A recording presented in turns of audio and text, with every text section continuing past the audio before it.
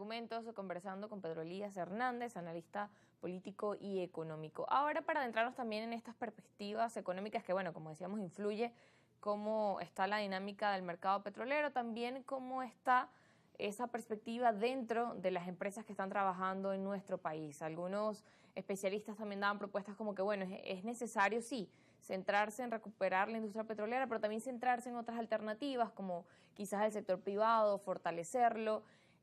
¿Cómo observa usted ese panorama en Venezuela de, bueno, qué otras alternativas hay y cómo seguir trabajando en que el empresario que está trabajando pues pueda seguir creciendo? Hay cifras que quizás, bueno, reflejan un crecimiento que aplica solo quizás para algunos sectores y no para todos en general.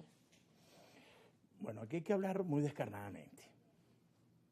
Y yo creo que aquí la gente va a agradecer que se le hable con la verdad.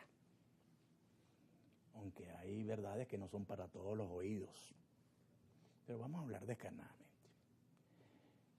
Venezuela tiene que recuperarse económicamente. Pero esto significa, esto que es una cuestión en la que estamos de acuerdo todos, esto tiene unas cifras determinadas.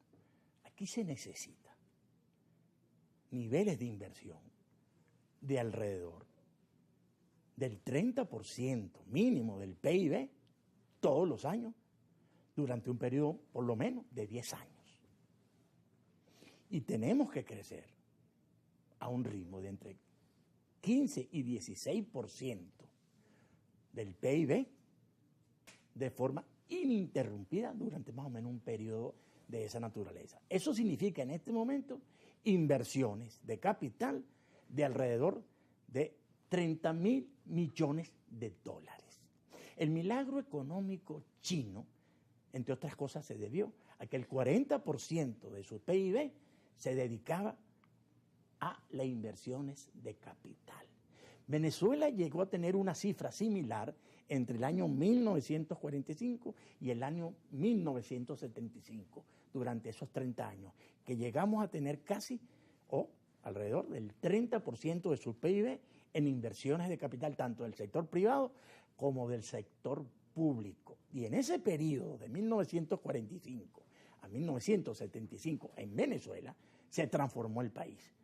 Pasamos de una circunstancia en la cual un venezolano vivía en una economía de sobrevivencia, en un conuco, para luego pasar a vivir en un bloque del Banco Obrero y después en un apartamento de propiedad horizontal, y todo eso se hizo en apenas 15, 20 años. Es decir, un proceso de modernización y de mejoramiento con acceso a salud pública, con acceso a educación pública, con acceso a las universidades, con acceso a movilidad social. Llegaron inclusive pues legiones migratorias muy importantes de España, de Italia, de Portugal, de los países árabes.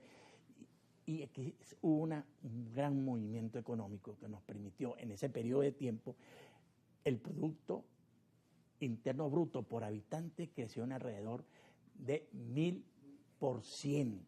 Eso se llamó el milagro económico venezolano, que era un milagro silencioso que durante algunos años fue superior inclusive al milagro económico alemán.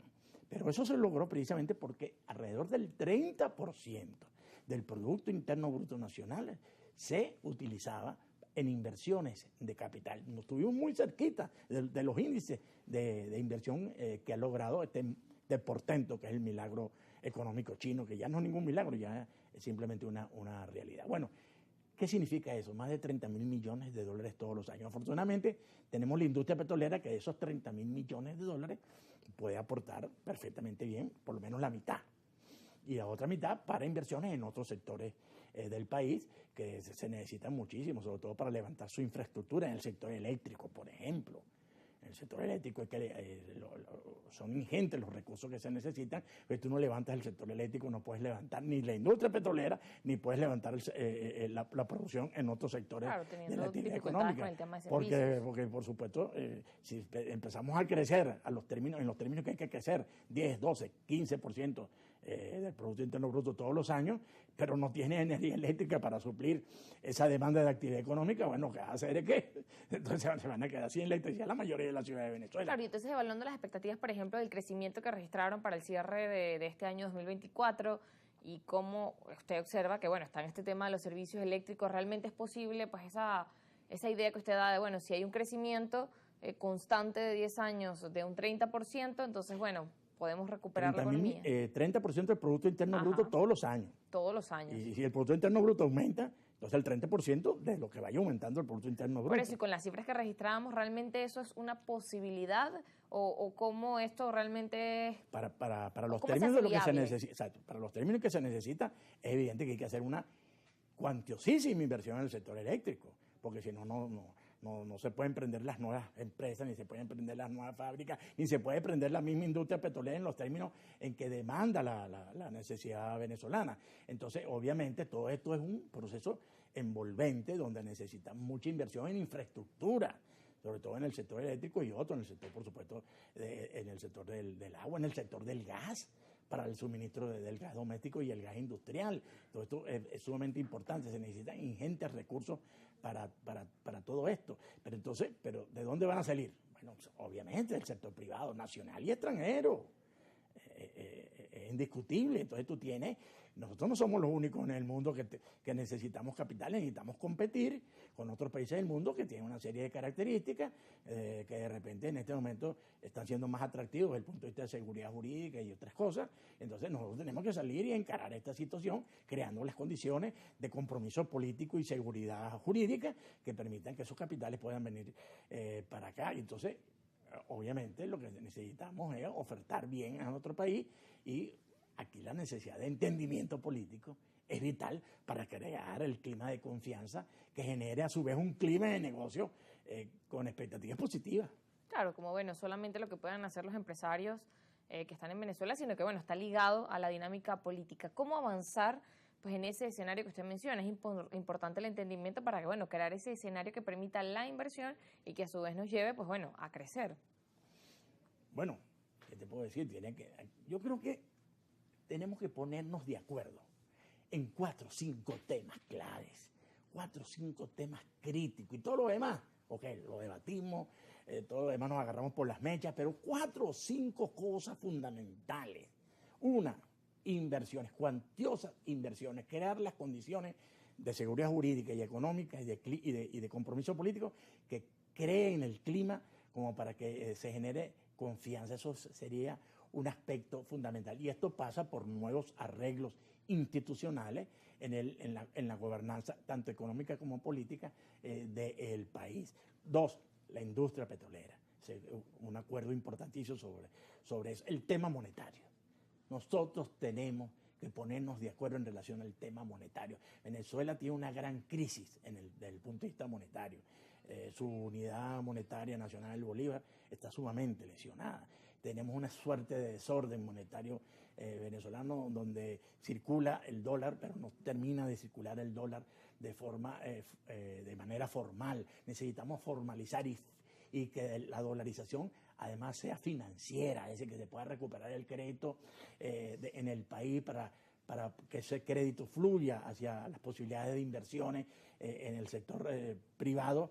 Y para eso necesitamos poner orden en la dinámica monetaria venezolana, porque bueno, precisamente con este problema del anclaje monetario que existe, Claro, la brecha que hay la brecha cambiaria, el hecho que todavía no termina la dolarización de convertirse en algo formal, que permita que se puedan dar créditos en dólares de la forma que se necesita en función de las grandes demandas de financiamiento que existen. Esta especie de desorden monetario, ponerle algún tipo de freno, esa sería otra de las cuestiones fundamentales que habría que establecer en función de esos acuerdos mínimos básicos sobre 3, 4, 5 puntos. No son muchos, diríamos, cuestión monetaria, cuestión petrolera, cuestión para atraer las inversiones, el clima de seguridad jurídica, este tipo de cosas. Y lo otro, los ingresos de los trabajadores.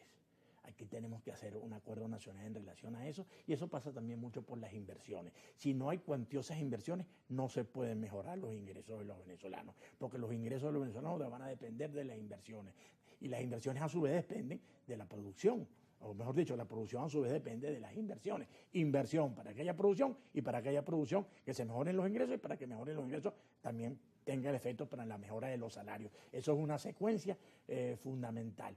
Pero no podemos aspirar a mejores ingresos, no podemos aspirar a mejores salarios si no hay los cuantiosos recursos económicos nacionales y extranjeros, tanto en inversión extranjera directa como en inversión nacional, para generar 2 millones de puestos de trabajo que se necesitan. Aquí más o menos lo que es